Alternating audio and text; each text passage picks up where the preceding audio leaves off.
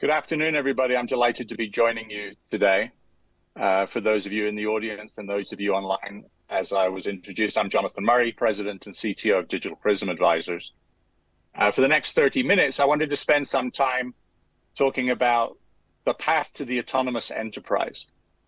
We'll spend a little bit of time talking about what that is, why the trends that we see are driving us towards that outcome, and discuss some of the examples of how I'm getting audio feed.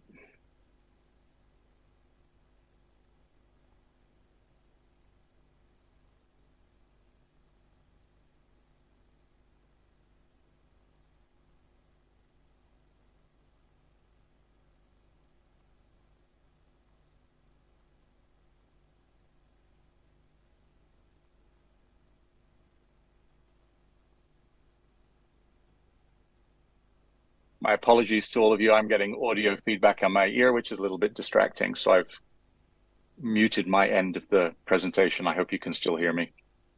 So we'll talk about a little bit about what the autonomous enterprise is, the trends that are driving the autonomous enterprise, and how organizations can prepare for that, and some examples of organizations that are already on the path to that outcome. So how do we define an autonomous enterprise? Well, we've talked a lot about automation over recent years. A lot of organizations have invested in automation. But an autonomous enterprise is one where important parts and functions of the organization are actually running themselves. They don't require the staff in the organization to be making day-to-day decisions. We set strategy and goals, and those strategies and goals are formalized in models that run important bits of our business. And that the decision-making and the execution of those decisions is actually automated. So again, it doesn't require people in the organization to make those decisions and then to execute those decisions. Those decisions are made and executed automatically. And an important part of an autonomous organization, a truly autonomous organization, is that the models are self-correcting. That based on the feedback, based on data, based on learning from the execution of our strategies, we're able to change strategies, we're able to modify goals, and that data comes back into the organization and allows us to optimize the execution of strategy in an autonomous way. Simple way of thinking about this is that sitting in the middle of the organization, there is a predictive operating model. Now, this may be some part of an organization. It doesn't have to be the entire organization. This may be marketing decisions. This may be merchandising decisions in retail. This may be manufacturing optimization decisions. But as a simple approach, we're setting operating strategy. We're formalizing that operating strategy in a predictive model. And then we're allowing that predictive model to work on data to then make automated execution decisions. And an important part, as I've said, is the feedback in that entire process. So we learn, or the models learn from the execution of strategy, the outcomes of that execution, and the data that is fed back in allows the operating model to be optimized. That's just a simple way of thinking about the autonomous organization or an autonomous function within an organization.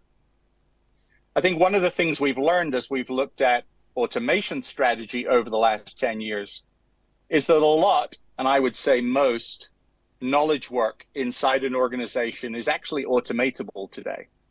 If you think about what most knowledge workers do in an organization, they take information from one system, they apply some analytics to that information, they may synthesize that information, and then put it into another system to basically make decisions.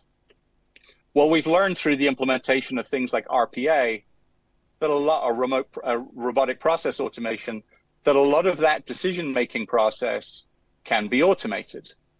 And the question is, can we go down the path where we take the person out of the loop in that regard and become not just automated, but autonomous? And my belief is that most knowledge work, most of the things we think of as knowledge work inside an organization are indeed automatable and can become autonomous. And the next thing is most operational decisions we make are also automatable. So when we make a decision to put an offer in front of a consumer on a website today, a lot of the machinery that decides whether to make that offer or not can be automated. It doesn't require people to sit and look at that data and then decide whether to make that offer or not. That is moving towards autonomous execution of a very narrow function in a business, but it's an important part of thinking about autonomous operation for the enterprise as a whole. And I think the question we ask ourselves, and this question is both from a organizational investment perspective, but also from a policy perspective, is what percentage of organizational activities and decision-making can ultimately become autonomous? How far down this path can we go as an enterprise, as individual enterprises, and as a collection of enterprises in the economy as a whole? Do we look at a world 10, 15, 20 years from now where most organizations, most of the important functions of an organization are actually autonomous functions? There's data input, there's policy and decisions set in models, and those models are executed autonomously, and decisions, manufacturing decisions, distribution decisions, marketing decisions are all things which organizations, the machinery of the organization makes as autonomous decisions. As I will talk about shortly, that has significant implications, not just for the investments that organizations need to make in order to be competitive, but also for society. Do we really want to live in a society where all of these important economic decisions are being made autonomously by the machines in our organizations? I think that's an important decision that we have to make as societies. And I will talk about an example of where the societal implications of that autonomous decision-making actually restricted the progress of that technology. There are four important trends that are converging to drive us towards an autonomous enterprise, the ability to deliver an autonomous enterprise. It won't be a surprise to this audience that 360-degree data pervades our world today, whether it's the data that we take off sensor devices that we wear, whether it's data we get from consumers interacting with our businesses in online commerce environments, whether it's data we're collecting from manufacturing systems and production systems. We as enterprises have an enormous amount of data, which if properly managed, and I think that's the critical question, can give us a full 360-degree view of the operations of our business, the interactions with our clients and customers, and the important aspects of how we run our business, our profitability, our margins, our operating position. And the important issue there is, do we as organizations with access to a world of 360-degree data, do we actually manage that data effectively? And we'll come back to that. As I've already mentioned, the last 5, 6, 7 years, we've seen a tremendous growth in the implementation of automation within the organization. Robotic process automation, RPA, as it's called, has seen significant growth. Whether it's companies like UiPath, Power Automate in the Microsoft 360 Dynamics environment, or other automation fabrics, KissFlow, etc., there are a brand new set of tools that organizations can now use to essentially implement broad automation across the organization. The third trend, which is one that has shown dramatic improvements in impact over the last 5, 6, 7 years, is predictive machine learning. And predictive machine learning, I'll talk about in a little bit more detail.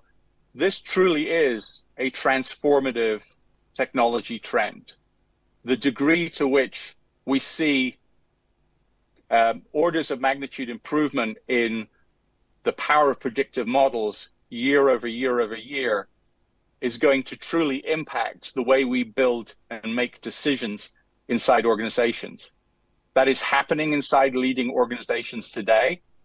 And my prediction is that most organizations that wish to remain competitive in their markets, no matter which industry, will have to have a core competence around predictive machine learning and its application for their industry, because to compete with other organizations that are using predictive machine learning while you are not will put you at a significant economic disadvantage, competitive disadvantage. The final trend, which we've seen play out for the last 10 years, is what we call composability. Starting to think about our organizations as essentially Lego building blocks with standardized interfaces.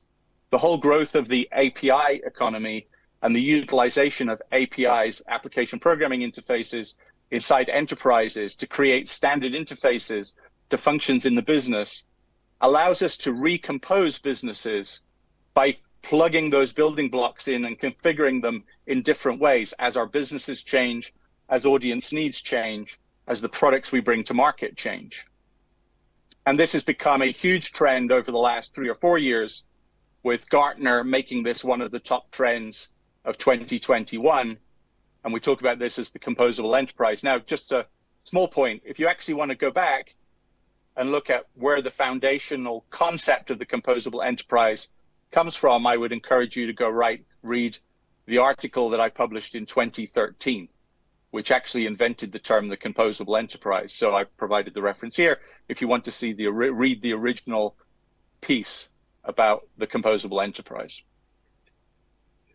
So let's talk about the predictive power of machine learning. We've seen some unbelievable improvements in impact and advancements in the machine learning space just in the last couple of years. For those of you familiar with this domain, you'll be familiar with AlphaFold, which was part of the Google machine learning suite that essentially solved the problem of protein folding, which is a foundationality in primary drug discovery. So in the pharma business, you need to know and be able to predict how proteins will fold in order to find matching molecules that will provide the foundation for therapies and ultimately drugs that you bring to market. And this has been a almost insurmountable problem that the pharmaceutical industry has faced since we started down the path of genetic therapies and looking at molecular structure for drugs. And yet in the last year, in the last 18 months, a machine learning algorithm has essentially solved that problem. So the improvements in the predictability, the accuracy with which AlphaFold can predict protein structure has essentially eliminated this as a problem in this industry. And a whole raft of very experienced researchers whose whole careers were based on actually solving this problem now have a machine learning algorithm that has solved the problem for them. That will be entirely transformational for the pharma and the drug discovery business, driven by advanced predictive machine learning. The other one's a little bit more mundane, but interesting, I think. As you know from my bio, I spent a period as CTO and head of technology at the New York Times. And one of the things that was fascinating to me in running that technology organization was how much predictive machine learning sat at the center of the business model for the New York Times. So when you visit the New York Times as an anonymous user for the first time, they have that entire site is instrumented. They're collecting data about every interaction you have. And all of that data from every member of their audience goes into a very sophisticated machine learning model. And it's the machine learning model that determines at what exact point to put an offer in front of you to become a subscriber. And that offer is now that model is so refined that they have dramatically improved the conversion rate of anonymous visitors to subscribers. And that machine learning model, I would say, as much as anything, has been the underpinning of the dramatic success that the New York Times has had in building a subscription-based media business over the last 5 or 6 years, driven by a very sophisticated predictive machine learning model that takes all of that input data and decides, not a human being, it's not the marketing department, it's not the sales group at the Times, it's a machine learning model that decides when to make you an offer to click here and to become a subscriber to the Times. Very sophisticated use of machine learning. There are other areas which have been transformed and are in the process of being transformed by predictive machine learning capabilities. Real-world predictive machine learning today, medical image analysis. So the analysis of X-ray plates for breast cancer and other forms of diagnostic cancer analysis, much more effective analysis by predictive machine learning algorithms doing image analysis on those X-ray images. Retail merchandising, deciding which products to put on which shelves, at which height for a consumer, in which and which period, how to stock a shelf, how to stock a retail environment. Predictive machine learning models are becoming much more effective at making those decisions based on data than human beings in those organizations. Supply chain management, deciding when to do inventory restocking, deciding when parts need to be restocked in a production environment. Machine learning models increasingly being used to drive predictive analysis and predictive decision making. Insurance fraud detection. So looking at patterns in data. This is one's been around for a while, but it's the predictive models now that insurance companies now depend on in order to reduce and manage the level of fraud in their business. And then the one that I want to talk about a little bit more detail is an interesting area. And one of the domains where I think autonomous machine learning is advancing faster than pretty much anywhere else is natural resource extraction. So mining, coal mining, copper mining, etc. And so I want to walk you through an example of a company that is basically, or companies that are using this predictive machine learning and really moving down the path quite rapidly to truly autonomous operations as businesses. So here's a real world example. This is the El Teniente mine owned by Codelco in Chile. And back in 2005, I was honored to be able to go and visit this mine in my role as Worldwide Technology Officer at Microsoft with my leadership team. And we were hosted by Codelco, and we were taken underground, and we were shown the operations of the mine. And what was surprising to us, and this is in 2005, so this is now 17 years ago, we were in an environment where a lot of the machinery that moves ore around inside the mine no longer had a driver in the machinery. The operators for this piece of equipment was sitting in a nice air-conditioned office 4 or 5 kilometers away from the mine, operating this machinery. So this machinery was remotely operated back in 2005. And Codelco as a business, this is a strategy article that they published in 2011. As you can see, we're on a very rapid path to automating their business from their base mining business to real-time mining, which is what my team saw in 2005, with human beings operating the equipment, but doing it remotely from outside of the mine, to what they called intelligent mining. And you can see in this slide, they used the word autonomous, that their vision was that within 10 years, they would be able to not just have human beings operating those machines, but those machines to be actually operating themselves autonomously. And a large part of their production, one of the largest copper mines in the world, a large part of their production would be autonomous without requiring human intervention in real time with that machinery and with that production process. Now, what happened at Codelco is that because Codelco is a very important part of the Chilean economy, at the time we were there, it represented 40% of the GDP of Chile. There was a huge political problem to deal with, which is when you introduce autonomous mining, then you're replacing miners. And Codelco is the largest employer in the country. And so for a number of years, there was a huge political challenge to implementing this, nothing to do with the technology, but a political and social discussion about whether implementing automation and autonomous mining was going to be good for the country because of the displacement of workers and because of the displacement of well, workers and the loss of salaries, et cetera, et cetera. So how would they deal with that? Well, that political discussion has taken place. They put programs in place. And just last year, a couple of years ago, they re-upped their investment in this automation process. So they took a pause, which was largely to deal with these political and social issues.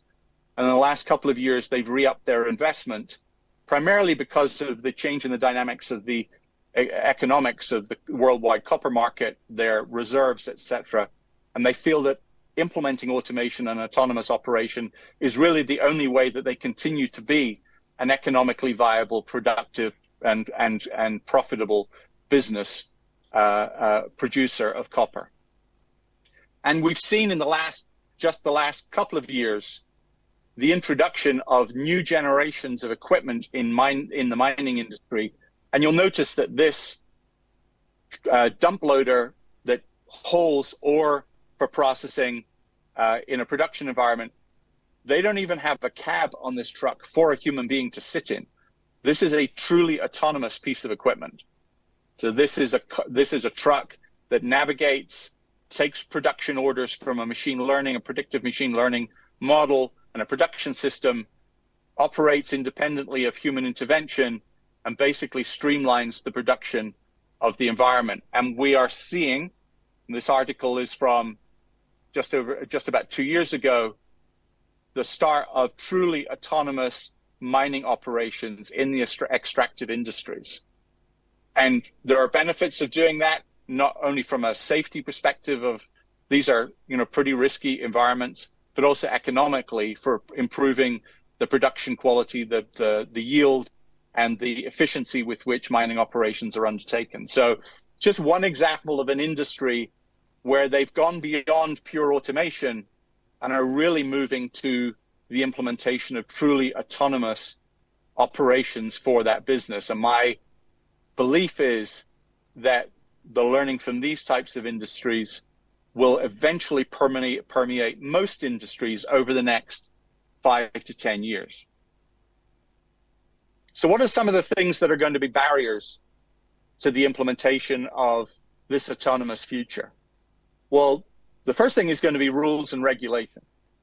We're already starting to see in certain industries the implementation of rules regarding the use of autonomous equipment, health and safety regulations, the use of data as an example. We have a world of 360-degree data, but we will have regulations that prescribe how we use that data, how that data can be used. There will be rules and regulations around the scrutiny of machine learning algorithms and whether those algorithms are biased or whether those algorithms are safe. And government regulators will regulate those aspects of our technology landscape. So that will likely create not a barrier ultimately to the implementation of the technology, but it will put some brakes on some of the implementations of these types of technologies in certain industries. That'll certainly be regulated industries, financial services, healthcare, et cetera. You'll see very strong regulations around the use of autonomous predictive machine learning algorithms, for sure. The second one is cultural rejection, which is, again, I think society as a whole will have real questions about whether we want to live in a world where we've taken human beings out of the decision-making loop. Would any of us actually fly? And this is sort of a weird question because we do actually do this today. But those of us that fly for a living or for pleasure, most of that flight is autonomously controlled. It's not the pilot flying the aircraft. Pilots are there to take off, to manage takeoff and to manage landing and to manage emergency situations. But the question is, how many of us would actually feel comfortable getting on an aircraft where we knew the pilot had been taken out of the cockpit and that the whole aircraft was going to fly autonomously? Now, I would say from a technology perspective, we'll be able to do that in not too many years. The question is, socially, will it be acceptable to consumers to fly in an autonomous aircraft? And my guess is the answer to that question is probably no. The other one is reputational and operational risk. It will take organizations a long time to feel comfortable that the models they're using for predicting outcomes and taking action in certain parts of their business are going to make the right decision, that are not going to put the organization at risk. And when these things do go wrong, and they will go wrong, then how are organizations going to deal with the reputation on the operational risk from failures in these models? Because these models will not be perfect. There will be failures. And the final point is, there's a real, which is almost a computer science question, which is there are real limits to prediction. There are environments where the complexity, the underlying nonlinear dynamics of the environment mean that even the most sophisticated predictive models will not be able to handle all scenarios or situations. And so there will be limits to the predictability of certain aspects of our businesses. And those are the ones where we will need the human input, where we will need human beings to intervene and be augmented by those models, but to still make it a human decision as to which decisions are ultimately made.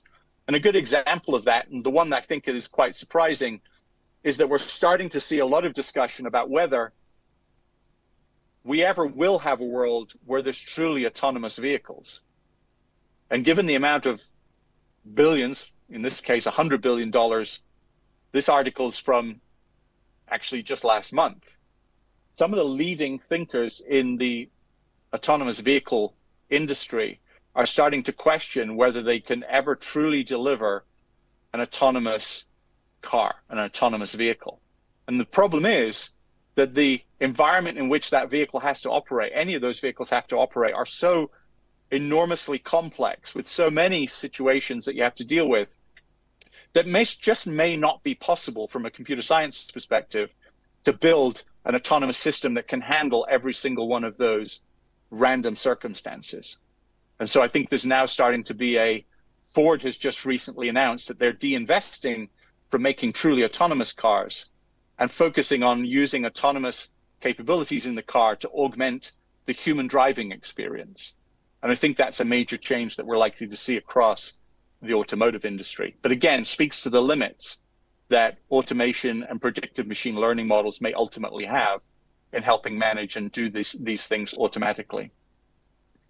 So is your organization prepared for this autonomous future? No matter how far down the path we go of building truly autonomous organizations, it's without question that important parts of our businesses will require predictive machine learning models in order to be competitive, in order to deliver the value they need to deliver for the overall success of your business.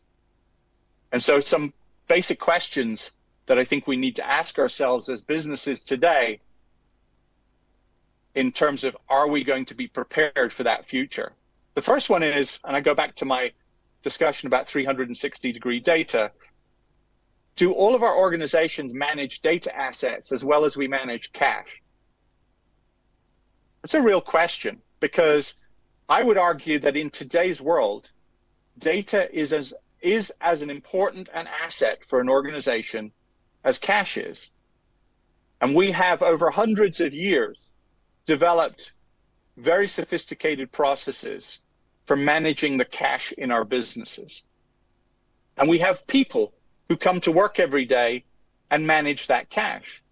We have a chief financial officer whose job is to manage the cash and the finances of the business. And yet many of the organizations we talk to do not have a chief data officer. So that's one area where organizations that even want to compete in this future world need to start being able to establish that they have the management infrastructure, the tooling, the processes, and the roles in place to manage and leverage the value of data in their organization as effectively as that organization inevitably manages the cash and the finances of the organization. Second question is, are our organizations already incubating predictive modeling? Because if you're not, then you're very much behind the curve of many of your competitors. And that doesn't mean that you're implementing this widely. This means that you're experimenting, looking for areas in your business where you have rich sources of 360-degree data about that piece of the business, You're already building models and experimenting with predictive ML and starting to see what results you can generate from those investments. And I would say that I would encourage organizations to be on the path to at least starting those experiments today, because the further you fall behind, the bigger the gap is going to be from sophisticated competitors who are using those capabilities to expand their competitive advantage over your organization. And alternatively, if you're a leading organization, to maintain your lead in your industry, then you need to be the organization that is driving the application of predictive machine learning in order to maintain your competitive advantage.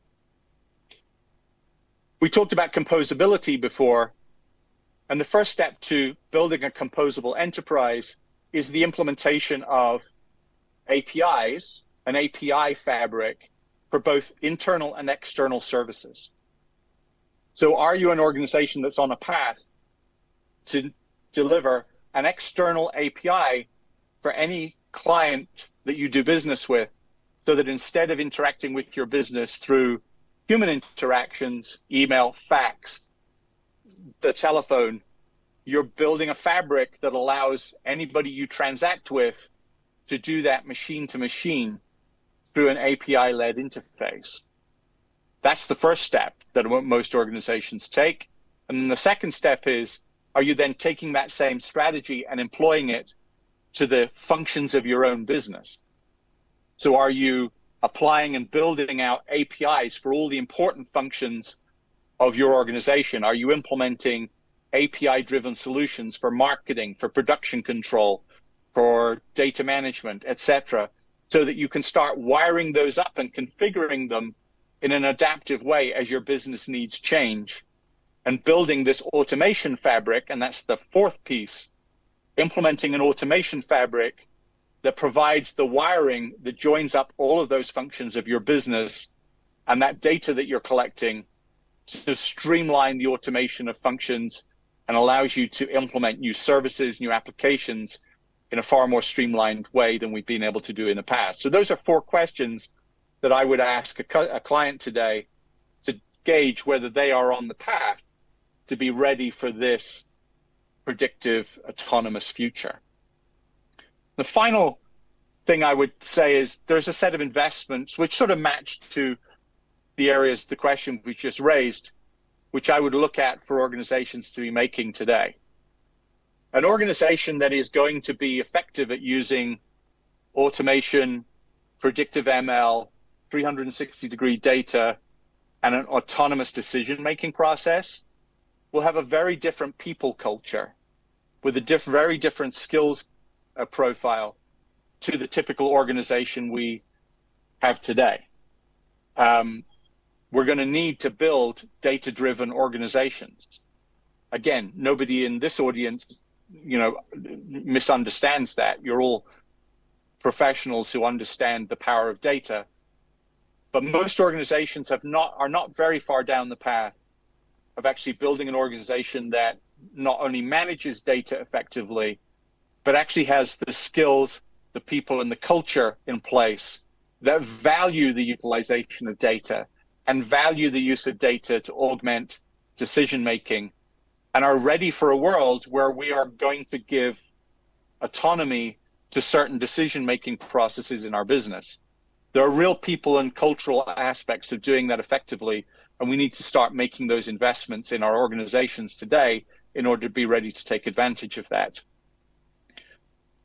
The other area of investment is basically building out what I call data and service factory platforms. So a data factory is essentially the ability to consume all of that 360-degree data as inputs to your business from whichever source they come from, to have the pipelines in place to translate that data, to cleanse it, to automatically make it available for analysis, and to automatically make it available for these new predictive models, and to build essentially a factory where raw data comes in at one end and predictive recommendations come out of the factory as finished product at the other end of that data factory. And there are platform strategies that need to be put in place. And all of that tooling exists today, but they need to be put in place with that end-to-end goal in mind. Raw data in at one end, predictive outputs at the other end, and the factory floor in the middle doing all of the processing and the management of that data for the organization. The same thing applies for services. It takes far too long for most organizations to go from an idea in the business to putting that idea in front of a client or a consumer. And the way we need to start thinking about that problem is to think about service factories, building service factories for our business. And again, ideas come in at one end of the factory, and we have built the production machinery, the software engineering, the automated testing, the automated configuration, the automated deployment of our new services so that we shorten the gap between an idea and a product or service, a digital product or service being put in front of a client. And that requires a very sophisticated level of thinking in terms of the platforms that we use to operate our business and how we build and manage those platforms. The third piece of the puzzle is model building. This is the complex end of data science.